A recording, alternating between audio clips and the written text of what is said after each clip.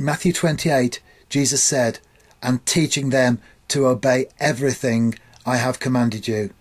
And it's the word everything that we want to focus on as we look at this idea of a buffet believer. If you go to a buffet, you eat what you like and you leave behind that which you don't. And in a nutshell, that's a buffet believer.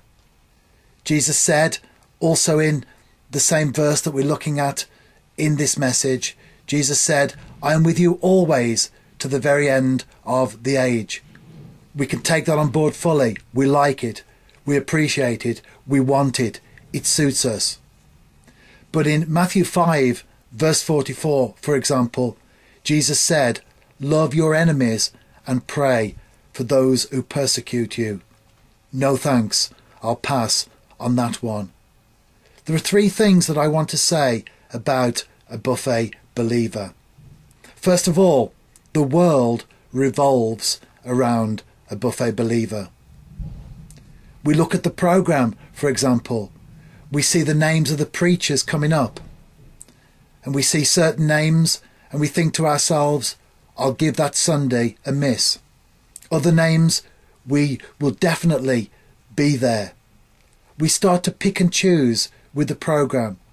We start to look at events that suit us and start to ignore those that we don't like. Now, of course, particularly in a busy church, there will be meetings that we can't attend. Some, by their very nature, such as youth meetings or children's meetings, old people's meetings, will be selective and we won't be able to attend everything. But the common good is about doing things that we don't always want to do for us, but we do it for the good of the church. But a buffet believer does not think that way. The world revolves around a buffet believer. Secondly, a buffet believer becomes isolated. If I go for a buffet with my family, I don't ask my wife what I should eat. My eldest daughter doesn't consult my youngest daughter about what to have on her plate. We go up, we grab a plate, we put what we want and leave behind what we don't like. There's no network, no consultation, no relationship. We just go up, we do our own thing. And a buffet believer gets like that. They become isolated. But church is about people working together for the common good, as we've already said. It's about networking, it's about relationship. It's about doing things with other people and not just acting out of our own selfish interests. In the autumn and winter, we see birds start to flock together. One of the great sights of the bird world is the starling. You will sometimes see flocks of tens of thousands of birds.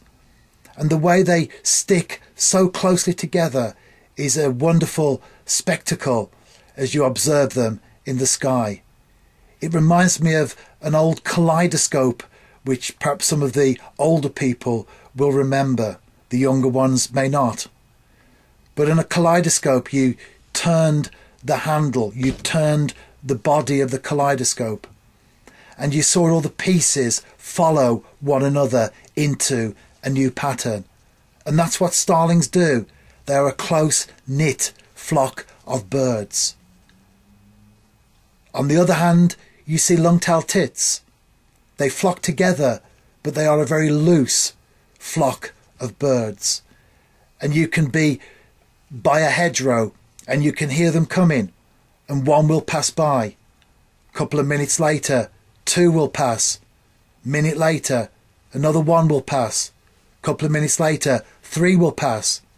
It may take 5 minutes, 10 minutes for the flock of 20 or 30 birds to pass that way. They're together, but they're not tightly knit like the starling. They're just a loose, associated flock. The church is not about that. The church is not about people generally pulling together in the same direction. It's about people knitting together closely with a common aim, a common purpose, and a common destination. And finally, a buffet believer is unbalanced. We need to eat a variety of foods, otherwise we get ill. Now, a buffet's okay once in a while. We go up, we eat what we like, we indulge ourselves. But if you did that every day, then you would very quickly become ill. Why? Because we need balance. And a buffet believer will become unbalanced. It may be a particular doctrine. It may be a particular aspect of church life, but that's all they talk about. I've known people, for example, get so obsessed with healing. I believe in healing. I believe that God touches us in a physical way. But we have to be balanced. We have to see the big picture. Some of the people that I've encountered over the years have not been balanced. Every prayer they pray is about healing. Every sermon they preach is about healing. Every book they read is about healing. It's not a balanced life to live before God. And that's what happens to a buffet believer, because they take what they like and they leave behind what they don't like. So in conclusion, are we buffet believers? Or do we perhaps display some of the tendencies of a buffet believer, perhaps to a lesser degree? We need to examine ourselves. And if we have reached the position where the world revolves around us, we need to become selfless. If we have become isolated, then we need to become integrated in the church. And if we have become unbalanced, then we need to become balanced.